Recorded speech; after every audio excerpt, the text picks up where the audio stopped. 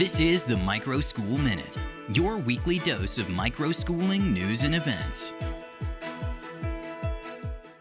Class is back in session, and so are we.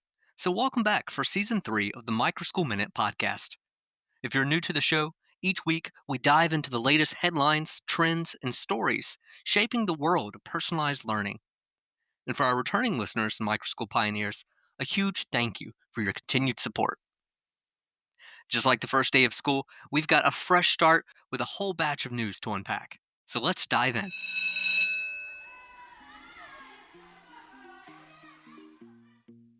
In this week's edition of the Microschool Minute, after several weeks of national uncertainty, the United States Department of Education announced the release of over $5 billion in previously frozen federal grant funds.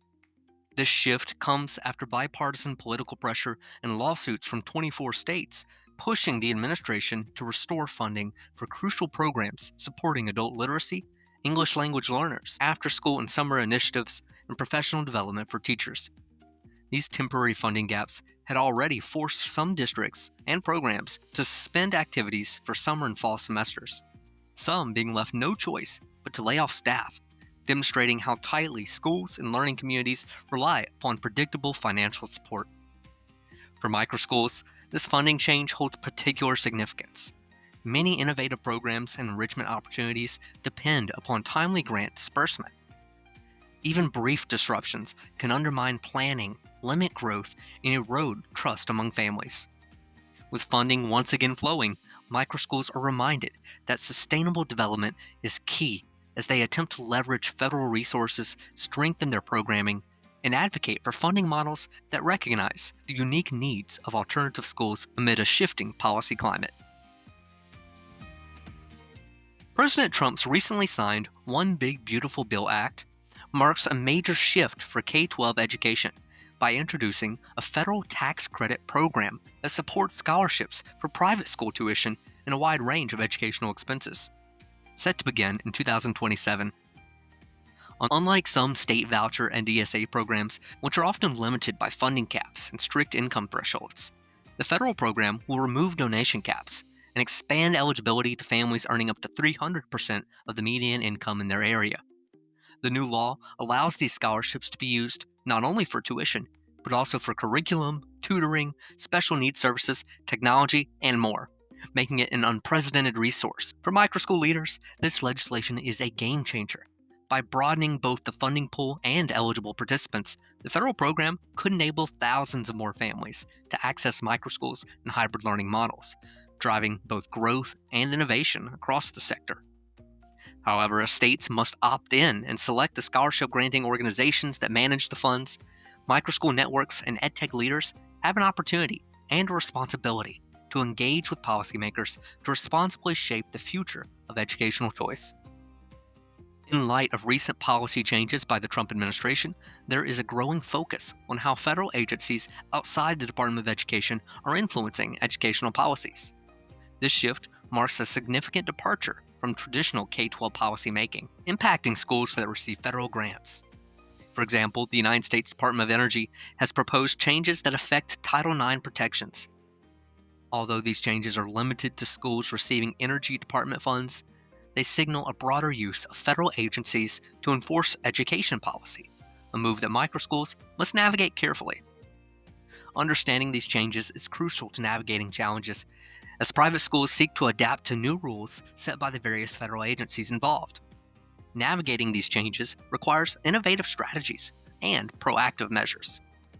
Collaboration among schools, pods, and co-ops can help to ensure best practices and to address common challenges.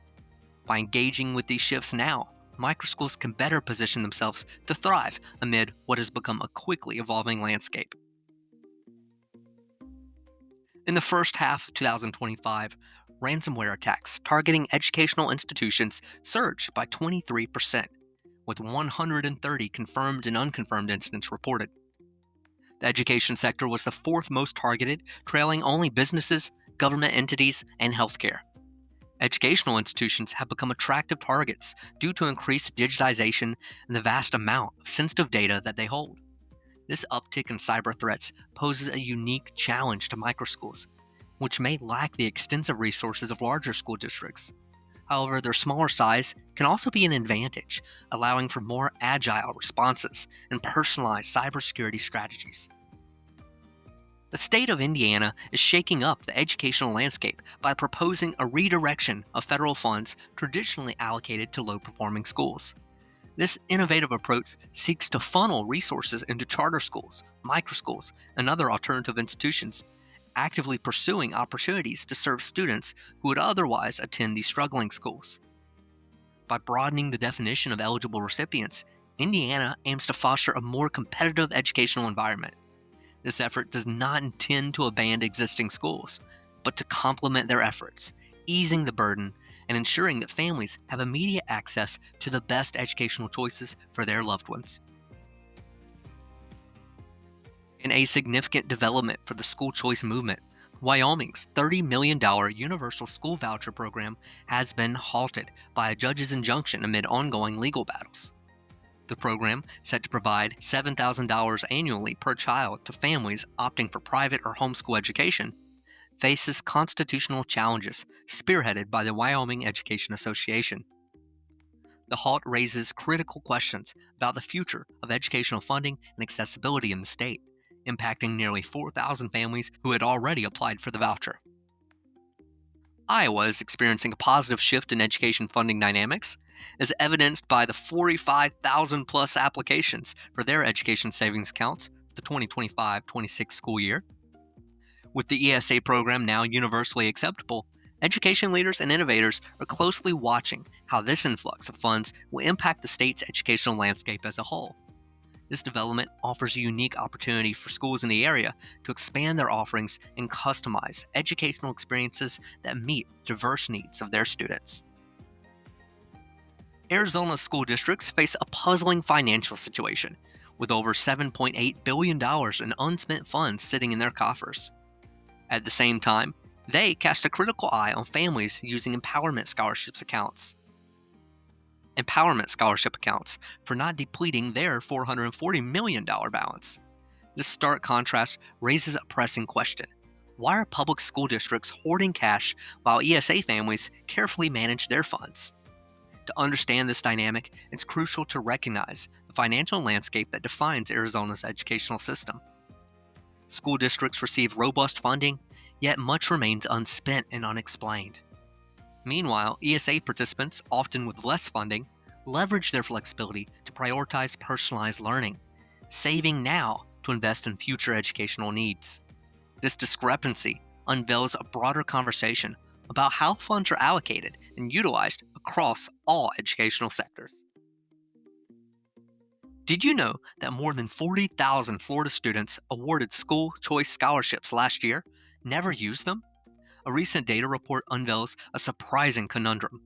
Despite a generous $5 billion a year allocation for voucher programs aimed at expanding educational opportunities, many children remain on the sidelines.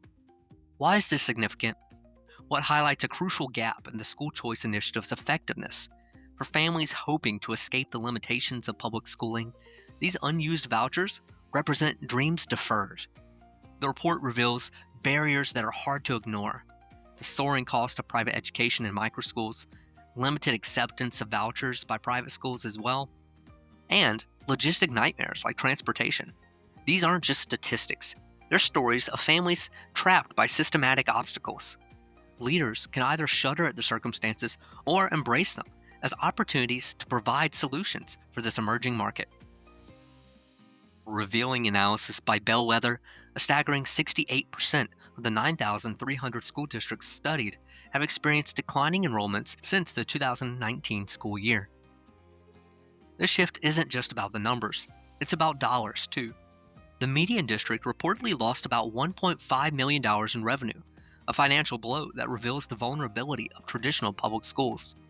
With a projected $5.2 billion loss for the nation's largest 100 school districts, the conversation quickly shifts from mere enrollment stats to serious financial strategy discussions. In response to declining enrollments and the competitive landscape of education abroad, some public school districts are turning to consultants to help rebrand themselves, even offering tours and off-campus marketing in an attempt to actively recruit students back in what has become a more competitive educational landscape. As microschools continue to gain momentum, it's clear that they represent a growing demand for alternatives. Their growth is further marked by innovative use of shared spaces and increased collaboration among educational models. These developments showcase the adaptability and resilience of microschools. However, as we begin a new school year, microschools also continue to face challenges related to funding, sustainability, and particularly outdated regulation. Education savings accounts have become a vital tool for growth, yet financial and regulatory hurdles remain. As the movement progresses, balancing innovation with accountability will be crucial this year to ensuring that microschools continue to provide high-quality, personalized education while navigating the complexities of oversight and accreditation. This week's Microschool Showcase takes us to Las Vegas, Nevada, where Jessica Oster's journey from struggling to secure a traditional teaching position to founding the innovative microschool, Nurturing Minds, is a testament to the evolving educational landscape. Nurturing Minds, situated in scenic Lakeside Village, offers a personalized education experience for kindergarten through 8th grade by combining Montessori methods with mixed-age classrooms. This approach not only tailors lessons to individual student interest, but also encourages mentorship among different age groups. The school's unique environment, complete with themed classrooms like the garden room, inspires creativity and learning beyond conventional methods. If you know of a microschool or organization that deserves a shout-out, drop a line and let us know. Thank you for tuning in to the Microschool Minute, your weekly review of microschooling news and events. Don't forget to like and subscribe. And if you've enjoyed this episode, consider leaving a review. Until next time, happy microschooling.